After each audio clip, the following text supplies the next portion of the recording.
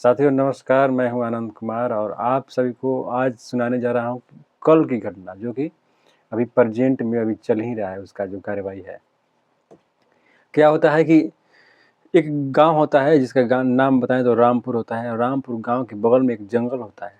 वहां पर कुछ लोग जाते हैं सुबह-सुबह घूमने के लिए तो देखते हैं कि एक लाश जो थी वहां पर पड़ी हुई थी और उस लाश से बहुत ज़्यादा बदबू आ रहा था, कीड़े-मकोड़े उसको खा रहे थे। यहाँ की तक कि जो कौवे होते हैं पक्षी, वो उसकी आँख को फोड़-फोड़ करके, निचोड़-निचोड़ करके खा रहे थे। इस दृश्य को देख कर के वहाँ के लोग काफ़ी सहम जाते हैं, डर जाते हैं और बगल के जो पुलिस थाना होता है उसको इन्फॉर्म करते हैं। पुलिस थाना आती है, निगरानी करती है, उसका उस बॉडी के तहकीकात करती है। तब पता चलता है कि वो लाश किसी और का नहीं है बल्कि उसी गाँव के एक अनिल नाम का युवक है, उसका है।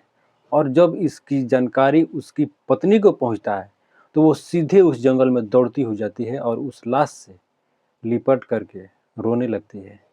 उस लाश का हालत इतना खराब था कि उसमें कीड़े-मकोड़े और ब्लड इतना लगा हुआ था कि कोई इसको छू भी नहीं सकता था। परंतु उसकी पत्नी इस सब को नज़रअंदाज करते हुए उसके शव से, उसकी बॉडी से लिपट कर के रोने लगती है और कहने लगती है कि इतनी जल्दी आप हमको छोड़ कर के चले गए। मैंने आपका क्या बिगाड़ा था और हमारा बच्चा जो है किसके सहारे रहेगा? इस बात को सुन कर के गाँव वाले और पुलिस वाले सबके आँखों में आँसू आ जाते हैं और वे लोग सोचते हैं कि अब भला इसकी ज़िंदगी का आगे का सफ़र कैसे चलेगा? पोस्टमार्टम होता है, पोस्टमार्टम में रिपोर्ट ये आता है कि उसके शरीर पर बहुत बुरी तरीके से किसी ने वार किया है, उसको मारा है, पीटा है, सर भी फटा हुआ था, जबड़ा भी जो मुँह का जबड़ा होता है वो भी टूटा हुआ था। यानी कि उसके शरीर के साथ दरिंदगी से भी ज़्यादा दरिंदगी की गई थी।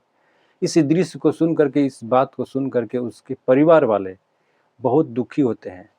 उसके एक बेटा था और एक ही बेटा था, वो भी इस बात को जब जानता है, 7 साल का बेटा था जिसका नाम राजीव बताया गया, वो भी जब सुनता है तो दुखी होता है और पापा पापा कह करके रोता है। 7 साल का बुद्धि था। सबके पीछे-पीछे वो भी जाता था, जिधर-जिधर उसके पिताजी के शव जाता था।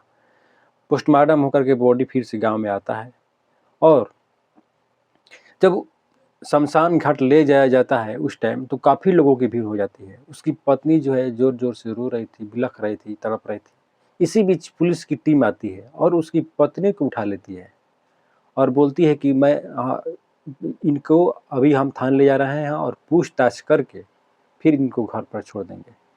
दरअसल बात ऐसा था कि जब गाँव वालों से पूछा गया कि इसको मारने में किसका हाथ हो सकता है, तो गाँव वाले एक व्यक्ति का नाम बताते हैं। उस व्यक्ति का जो मोबाइल लोकेशन होता है उसको पुलिस ट्रैक करती है, सीडीआर निकालती है और एक आश्चर्यचकित कर देने वाली बात आती है कि उसके सीडीआर में उसकी पत्नी रो रही थी, जो महिला रो रही थी, उसका नंबर आता है। लास्ट में उसने इसी से बात किया था और इसी आधार पर उसकी बीवी को, यानी कि जो मृतक था उसकी पत्नी को पुलिस उठाती है। इधर महिला जाती है पुलिस थाने, उधर अनिल का शव जो जाता है जलाने के लिए शमशान घाट। अंतिम संस्कार भी हो जाता है, उसका बेटा जो है मुखाग्नि देता है। तमाम प्रक्रियाएं खत्म हो जाती है, संपन्न हो जाती है और उसका बेटा दुखी मन से दरवाजे पर बैठा हुआ था। तब पुलिस वाले आते हैं और बताते हैं गाँव वालों को कि कातिल कोई और नहीं है बल्कि जो महिला है, जिसकी वो पत्नी है, वही है और उसका एक प्रेमी है। वो उसने अपने प्रेमी के साथ मिल कर के उस व्यक्ति का हत्या करा दिया है। कारण ये था कि 5 साल पहले जब उसका पति बाहर काम करने के लिए जाता था, हैदराबाद में काम करता था, किसी कंपनी में बहुत बढ़िया पोस्ट पर था, वहाँ पर काम करता था। पैसे-वैसे भेजता था, 2 साल, 3 साल, कभी-कभी 6 महीने पर घर पे आता था। परंतु इसी बीच इसका अफ़ेयर किसी और लड़के से हो गया था और वो लड़का किसी दूसरे गाँव का नहीं बल्कि उसी गाँव का था। उसका नाम रुपेश बताया गया। रुपेश और ये जो महिला है इसके बीच रिलेशन बनते हैं और इसी वजह से जब वहाँ से अनिल आता है यहाँ पर रहने के लिए, बिहार में एक गाँव लगता है रामपुर की घटना है। वहाँ पर जब ये रहने के लिए आता है तो वहाँ की नौकरी छोड़ देता है और यहीं पर बिजनेस करने लगता है।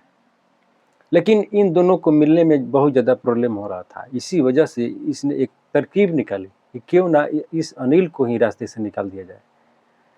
पिछली रात जब वो मछली लाने के लिए गया था मछली बाज़ार में, तो वो रुपेश वहीं पर था और दोनों ने मिल कर के उसको वहीं पर हत्या कर दिया था और जंगल में फेंक दिया मार करके।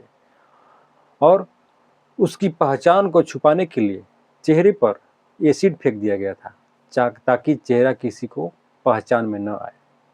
परंतु जुर्मी कितना भी सात्विक तरीके से जुर्म किया हो, पकड़ा ही जाता है। साथियों, इस कहानी को सुनाने का उद्देश्य यही है कि स्व जागरूक रहें और अपने समाज को जागरूक करने में भरपूर योगदान करें। बाकी आप सभी का इस वीडियो के प्रति राय क्या है, कमेंट सेक्शन में अवश्य बताएंगे। तब तक के लिए जय हिंद।